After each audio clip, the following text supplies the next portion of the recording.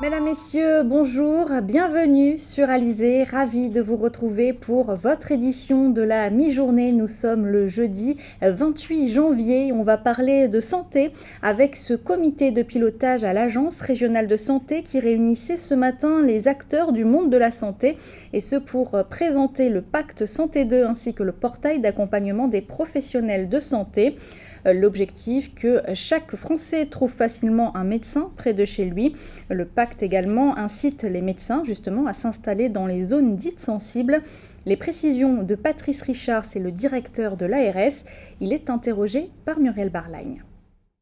Alors, le pacte territoire santé 1 a permis d'une part de mettre en place des bourses pour les étudiants et les internes en médecine. Nous avons 45 personnes qui ont été concernées par cette bourse de 1 200 € par mois et qui accompagnent la formation de l'étudiant ou de l'interne jusqu'au terme de sa formation et qui lui, sous réserve qu'il s'installe ensuite dans un territoire déficitaire. Donc ça a permis par exemple à des professionnels de s'installer sur Marie-Galante, Capesterre, Lamentin. D'autres dispositifs comme le statut de praticien territorial de médecine générale, 2 signatures de contrat en 2015, l'un sur Saint-Louis de Marie-Galante et l'autre sur Lamentin. Donc on voit bien que ça favorise l'installation des médecins sur des territoires déficitaires. Et aujourd'hui, donc on passe à une seconde phase. En fait, on accélère les dispositions qui existaient déjà. On a présenté une plateforme d'information pour les professionnels de santé parce que ce qu'on constate, c'est que les étudiants et les internes en médecine ne sont pas forcément bien informés sur comment on peut s'installer, qui peut les aider. Donc cette plateforme d'information, le PAPS comme on dit, va permettre d'accroître l'information. Et puisque l'on est dans le domaine de la santé, notez que la ministre de la Santé, Marisol Touraine, a mis en garde ce matin contre le virus Zika. Elle a notamment recommandé aux femmes enceintes d'éviter de se rendre en Martinique et en Guyane. C'est un projet qui fait grincer des dents les habitants du quartier Boisneuf à Baie-Mahault, celui de la construction d'un fast-food près du centre commercial d'Estréland, une construction qui mettrait en péril la tranquillité des riverains. Le reportage d'Anne-Elisabeth Artsen. Les riverains de la résidence Les Orchidées s'opposent farouchement à la construction d'un établissement de restauration rapide déjà implanté au Gosier. En cause notamment le manque de places de parking pour ce futur restaurant. Alors nous sommes mobilisés par rapport à cette nouvelle construction parce que cette nouvelle construction va apporter des nuisances.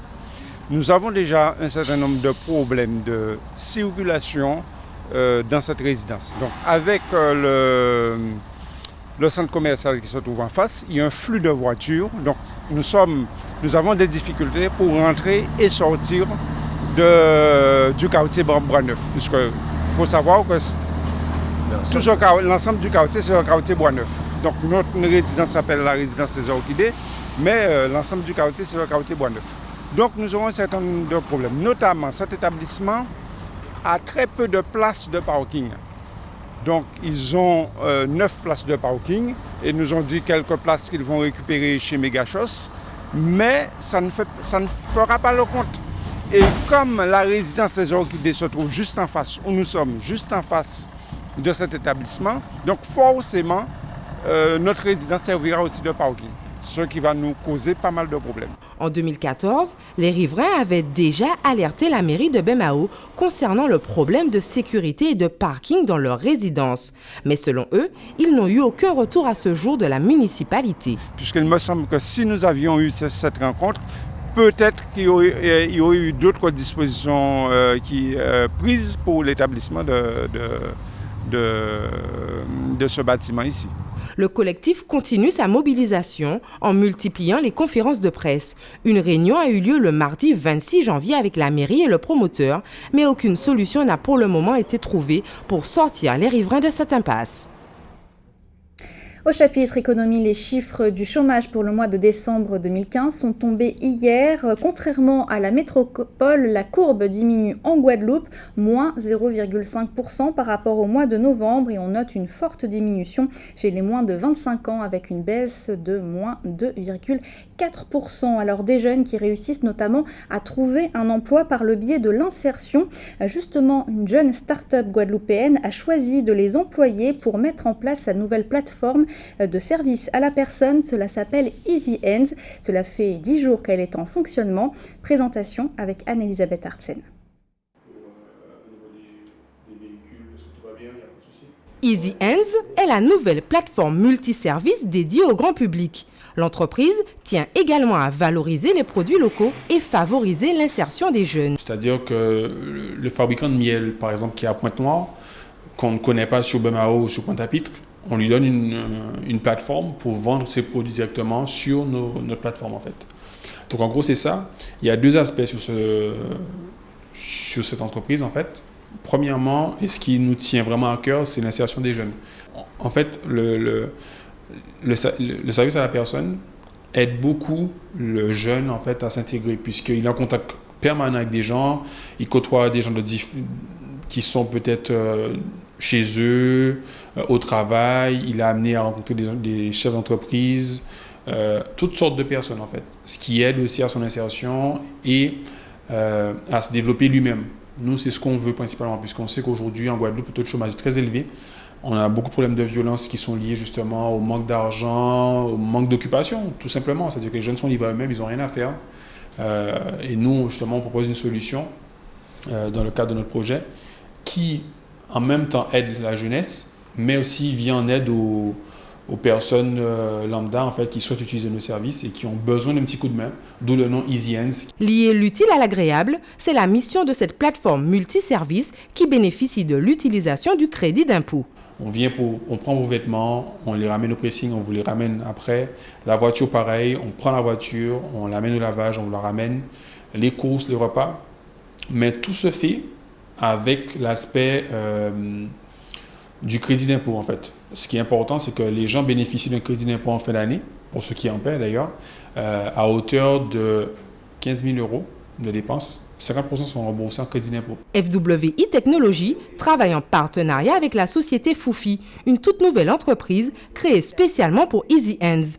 Elle est en charge de la logistique de la plateforme, de recruter les jeunes en insertion et de trouver les fournisseurs. Charlie fait partie des 6 livreurs. Pour lui, Easy Hands est une belle opportunité pour s'insérer dans la vie active. C'est un travail, il faut avoir beaucoup d'autonomie parce qu'on doit gérer une application, on doit s'organiser, il y a un trajet, il y a un temps, tout le monde veut manger à l'heure. Donc il faut s'organiser, il faut être bien entré dans le travail. Si on ne m'avait pas formé au début, je ne pense pas que j'aurais pu être aussi performant aujourd'hui. Pour 38 € d'abonnement mensuel et l'utilisation illimitée de la plateforme, Easy Hands s'occupe pour le moment des tâches quotidiennes pour les salariés et les familles. Un projet de mise en place d'un service destiné aux personnes âgées est envisagé.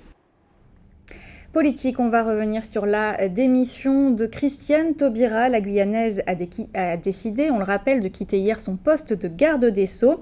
Sa dernière visite officielle en Guadeloupe remonte en juillet dernier. À cette occasion, la désormais ex-ministre de la Justice avait fait une série d'annonces, des annonces qui concernaient notamment la situation dans les prisons de Basse-Terre et de Bemao. Les précisions de Jacques Damprobe. Premier dossier en chantier laissé par Christiane Taubira, la situation à la maison d'arrêt de Basse-Terre et au centre pénitentiaire de Bemao. Vétusté, surpopulation, manque de surveillants et violence avaient fait réagir l'ex-ministre de la Justice. Il y a 6 mois, elle avait confirmé la construction d'une nouvelle prison dans le chef-lieu. Il est évident que cet établissement a besoin d'une extension. Il n'avait pas été retenu pour cela dans le triennal qui vient, c'est-à-dire 2015, 2016, 2017. J'ai décidé, compte tenu de la révision de l'opération de réhabilitation de Basse-Terre, parce que je me suis rendu compte que ce qui avait été prévu, à savoir une réhabilitation de la maison d'arrêt de Basse-Terre, n'est pas satisfaisant. Donc j'ai décidé d'aller plus loin sur Basse-Terre et dans cette même démarche, j'ai décidé d'inclure l'extension que nous devrions pouvoir faire sur Bemao. Les difficultés de la justice en Guadeloupe sont aussi liées aux infrastructures. Cet engagement appelait d'autres annonces, l'extension du tribunal de grande instance de Basse-Terre, la création d'une chambre détachée de ce même TGI à Saint-Martin ou encore un vieux serpent de mer, la construction d'une cité judiciaire à Pointe-à-Pitre. C'est un projet dont le marché a été notifié, donc le processus est vraiment enclenchée.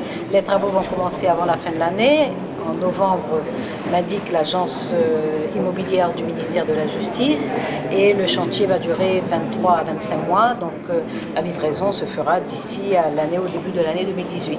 En 7 ans de rigueur budgétaire, il reste à savoir si les engagements pris par Christiane Taubira envers la Guadeloupe seront tous tenus. On en vient à l'actualité dans notre grande région de la Caraïbe. Il est question ce midi de recherche marine et puis on reparlera également de l'épidémie de Zika qui menace le tourisme. Voici la Minute Caraïbe. L'Organisation caribéenne pour le tourisme, la CTO, et son homologue pour l'hôtellerie, la CCC, ont affirmé sur les médias caribéens mettre en place des protocoles nationaux, régionaux et internationaux de santé publique pour le traitement des maladies virales causées notamment par le virus Zika. Les deux organismes du tourisme de la Caraïbe ont précisé être en contact étroit avec l'Agence caribéenne de santé publique, la CARFA, pour surveiller et étudier le cas Zika qui se déploie dans certaines destinations des Caraïbes et communiquer sur les mesures de prévention et de lutte contre ce moustique aux visiteurs. Avec plus de 700 îles dans 30 territoires dans les Caraïbes, les conditions d'épidémie varient d'une nation à l'autre. Notons que le tourisme représente la part essentielle des revenus de ces pays et que des mesures de communication et de prévention appropriées s'imposent, tant pour la population locale que pour les nombreux visiteurs. L'Organisation des États des Caraïbes orientales, l'OECS, a élaboré une stratégie de recherche marine pour assurer une utilisation plus efficace et durable des océans de la région. Cette mesure fait partie des efforts déployés par l'unité Océan de l'OECS, visant à assurer une utilisation plus efficace et durable des ressources marines de la Caraïbe. Une stratégie de recherche commune aux membres de l'OECS a été définie et s'applique désormais aux politiques nationales des États membres. Maintenant, la seconde phase du processus commun envisage un partenariat renforcé avec l'industrie pharmaceutique. En effet, l'un des principaux médicaments de lutte contre le cancer est en cours de test. Il provient d'un type d'éponge que l'on trouve dans les fonds marins des Caraïbes. C'est le partage des connaissances intra-Caraïbes qui a permis d'aboutir à une telle découverte. Un code de conduite pour la recherche marine a été conçu par l'OECS, visant à régir les études scientifiques dans la région. Des scientifiques de l'Institut de recherche pour le développement, l'IRD, ont déposé un brevet sur une molécule pour soigner le paludisme. Ces chercheurs ont été récompensés par leur institution, qui leur a décerné le prix de l'innovation pour le Sud en 2013. Mais la Fondation France Liberté les accuse de s'accaparer les savoirs des populations autochtones. En effet, la molécule se trouve dans un arbuste à fruits rouges commun en Guyane et sur une partie du littoral latino-américain, le Cassia amara. Cette plante au goût amer est utilisée depuis plusieurs siècles par les habitants de ces régions tropicales pour se soigner contre le paludisme. Aussi, France Liberté accuse les chercheurs de l'IRD de s'accaparer un savoir traditionnel en se prétendant propriétaires de l'usage de la molécule. Les juristes s'opposent actuellement à ce brevet devant l'Office européen des brevets, l'OEB. Dans son mémoire, France Liberté accuse l'IRD d'une forme de racisme de l'intelligence.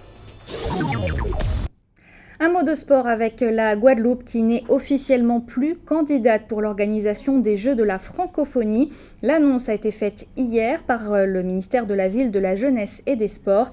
La France n'a donc plus de candidature et c'est donc le Canada qui devrait accueillir ces Jeux de la francophonie en 2021. C'est l'un des temps forts de la saison carnavalesque de Guadeloupe. On va parler maintenant de la 18e édition de Bemao Mimas. Bonjour Silver Michino.